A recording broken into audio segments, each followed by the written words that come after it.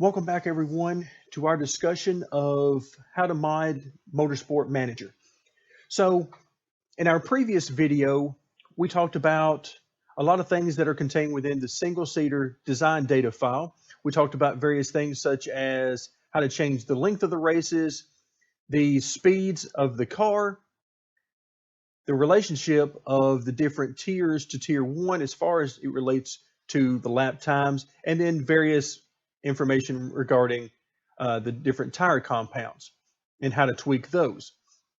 In this particular video, we're going to start off by taking a look at the buildings and what we can do with the buildings, the HQ buildings within the game itself. So you open up the text file and you see this.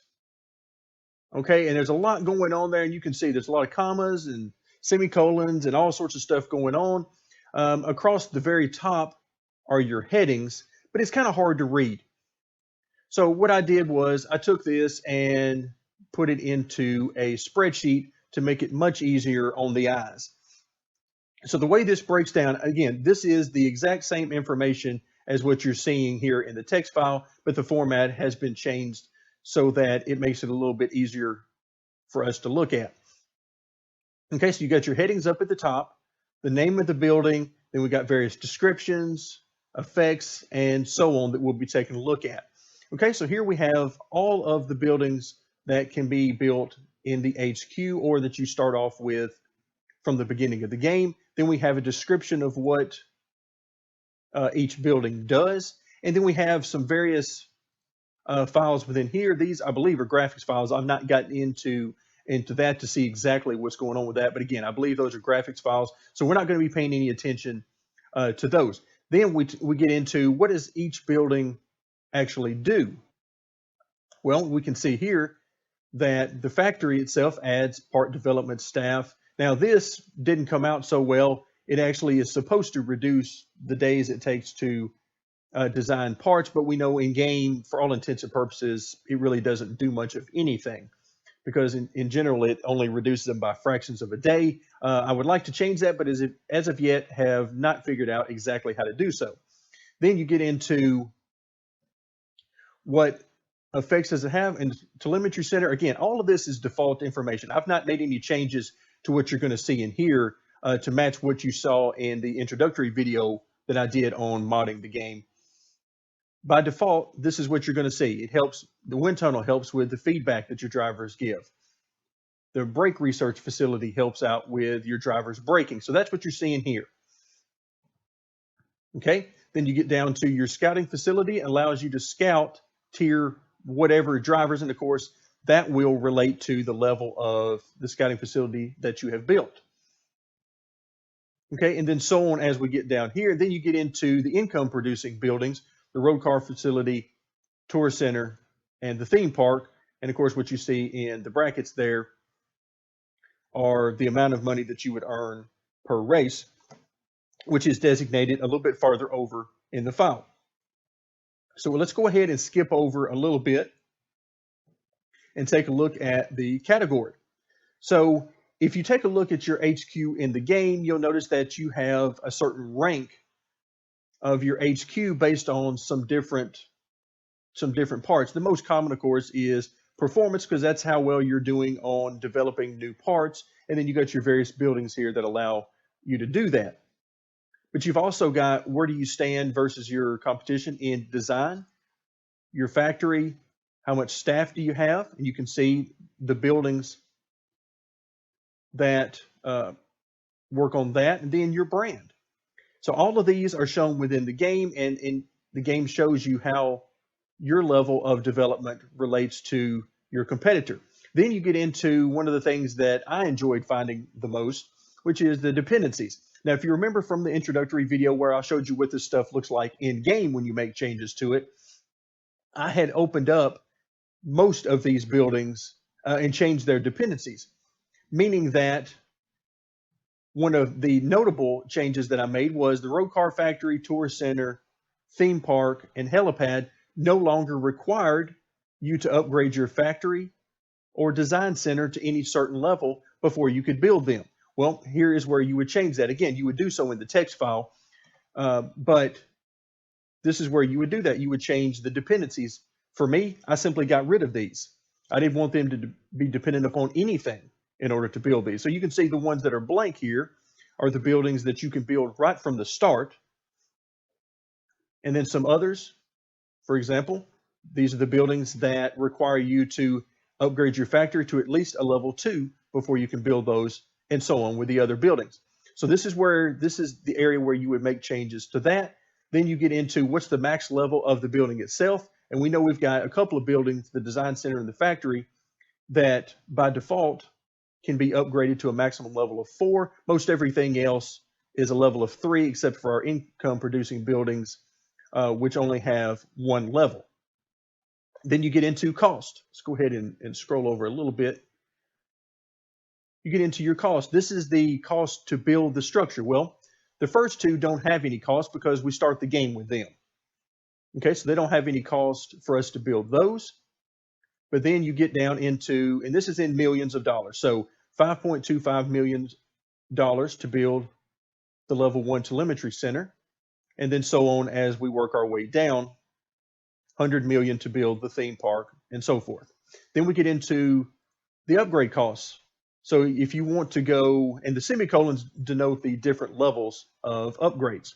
So for example, if we want to take our design center, which we get starting out at level 1, if you want to upgrade it to level 2, it'll cost you 8 million.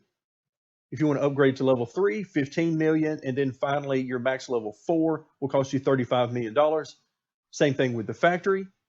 Telemetry center, we've already established it's going to take 5.25 million to build the level 1 building initially. Then it's going to cost $6 and $8 million to upgrade it to levels 2 and 3 respectively. And then the same thing goes all the way down. You can see there is no upgrade cost for the final 4 buildings because they are all max level 1. So once you've built them, you're done with those.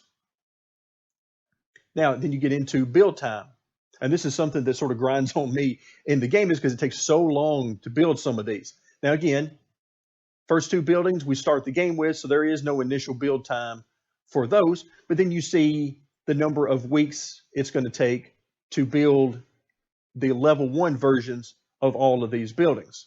Some of them can be quite long. As you can see, the theme park would take 68 weeks, so better than a full year to build that. Okay, then you get into the upgrade time. Again, just like the build time, the upgrade time tells you how long it's going to take you to go from a level 1 to a level 2 and then beyond. So using the example here of our design center, we know that going from level 1 to level 2 would take 20 weeks. And then from 2 to 3 would take 30 weeks. And then finally from level 3 to level 4 of max level, it'll take 42 weeks. Same thing with the factory. And you can see how the other buildings work as well. And again, we have no upgrade time on the final buildings at the bottom because they are max level 1 and they cannot be upgraded. Then you get into the cost of these particular buildings. So how much does it cost? I believe it's on a per race basis that they do everything in the game rather than a per week basis. So you see here your cost to maintain at level 1, then a semicolon, level 2, semicolon, level 3, and so on. And you can see that for all of the buildings. Income. Most of these buildings do not have any income associated with them. But then you get to our income producing buildings and you can see how much that these produce per race for you. So I believe the road car factory is 1.5 million per race that you get, and then 2 million per race that you get for the theme park, to give you an idea of the units that they're using here. Then we get to salary. Now, there's a good many things as you search through the files that you'll find out. I don't think this is currently used in the game, and this is one of them. I don't think this salary number is used in the game unless it is somehow used in the math to calculate either the income or the upkeep cost. That may be possible. I've not spent a whole lot of time worried about that because that wasn't something I was really all that interested in changing a great deal.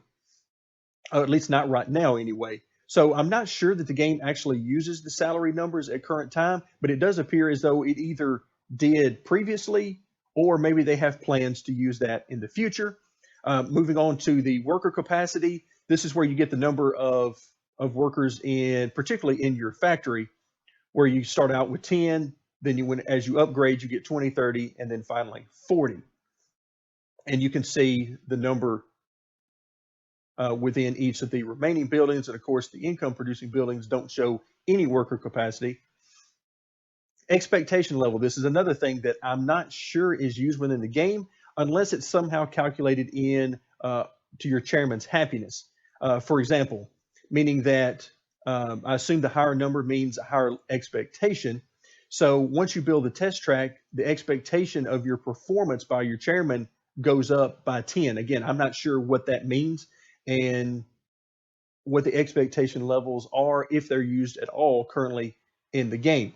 And then finally, we have the ability section, which for the most part isn't used by most of the buildings.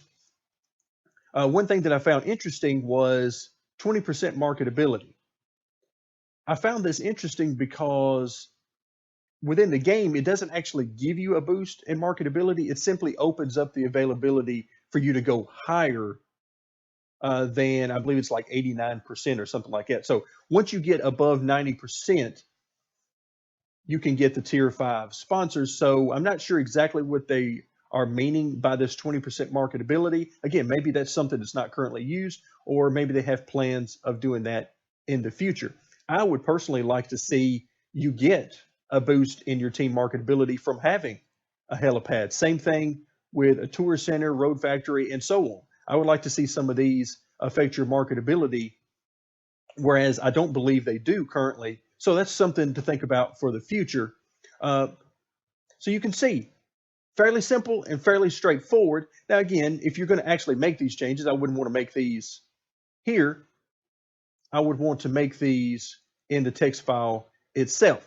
So let's go ahead and take a quick look at that. Now, everything you're seeing here, we've already seen broken out better so that we could take a look at it. But let's take a look at how it's broken down so you'll have an idea of how to read the files, because at some point, if you're going to make changes, you're going to need to wade your way through all of this. And the way to look at it is commas denote the sections. Okay, and what I mean by sections, if we come back to our spreadsheet, is this. Everything is a section. If we look at our column headings, all of these are different sections. Okay, and that's how you delineate the different sections. Wherever you see a comma, that's starting a new section. So here, you've got your description, then there's a comma.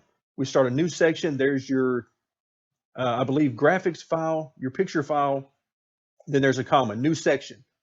Braking and cornering, which you see here, semicolon. And I've actually added these in. They don't show up in game, so I'm not exactly sure how that works, but I was trying them out to see if they would show up in game. It did not. But here's where you get down to, this is an entire section. Okay, sections go from comma to comma. What you see in between to delineate are semicolons. And the semicolons mean that this entire section is one section. Okay, and where that becomes important is by default, if we come back to our spreadsheet and look at our dependencies, you'll know that from the default game, you can't build some of these at the bottom, such as the road car factory, theme park, and so on, until you have both your factory upgraded to level 4 and your design center up to level 4. For example, if we're talking about the road factory. So you can see those are delineated with a semicolon to show that you need both of those, not one or the other, but both. So if we come back over to our text file, that's what the semicolon means, is that you need all of these. Now, in this case, what I was attempting to do is to say, hey, I've made a change to this particular building, and it now, instead of, because we are looking at the test track here, the test track is now responsible for driver improvements, and here's all the things that it improves. I was hoping that that would actually show up in game when you go to the HQ. It did not, so that hasn't worked out so far, but that's how it works. Semicolon indicates that you're still in the same section. You're just indicating multiple items that are contained within that one section. You can also see that as you get over to the cost, whether you're talking about upgrade cost, initial building cost, upkeep cost, and so on. Here, you can see upkeep cost. 0.1 for the first level, 1.5 for the second level, 2.5 for the third level, and finally 4 for the fourth level. And all of those are delineated with a semicolon with a comma before and after to separate the sections out. So all you would need to do if you wanted to make changes is simply come into the section you want, figure out what you want, make the changes there, save the file, and then let's talk a little bit about, with our final few minutes, how you go about getting these changes into the game. Okay, so let's say that you've made all the changes you want to the building file. Now we're ready to get this into the game. Well, to get it into the game, we're going to need to incorporate this new file into our resource.assets file, and then we're going to need to copy that new file over into our under Steam. And this particular path, we're going to need to copy this and replace this resource.assets file, which, because we are a good modder, we've already made copies of, so we don't lose our original just in case something bad happens. Okay, so how do you do that? Well, you would come back in to your asset bundle extractor.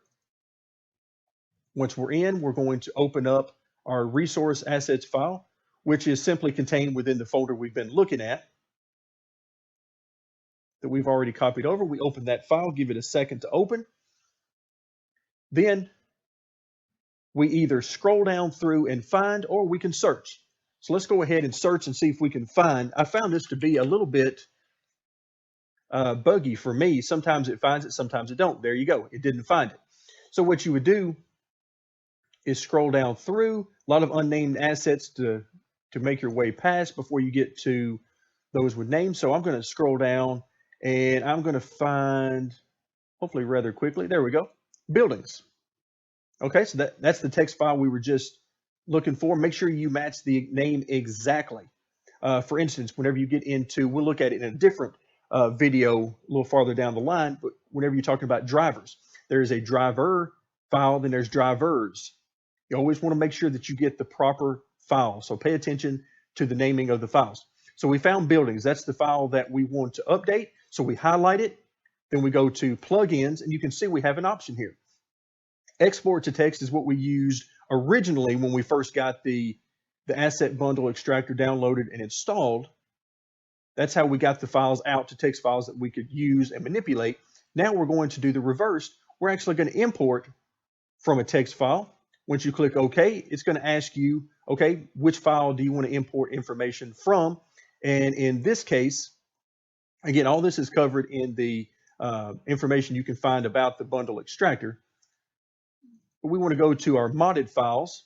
And here's the file that we were just looking at. This is a file we've made changes to. So we open that. And once we do that, you'll see an asterisk appear in the modified section here. Then you're ready. Once you've made all of the changes you want to make, replaced all the information you want to, then you're going to simply come in and save. It'll ask you where you want to save the file and so on. Once you've got the file saved, you're going to simply copy paste over into your Motorsport Manager data file.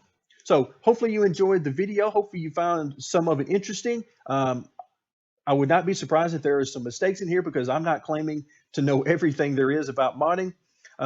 Just like everybody else, I'm wading my way through it, learning as much as I can in the amount of time I have available. So thank you very much for joining me, and stay tuned for more Motorsport Manager.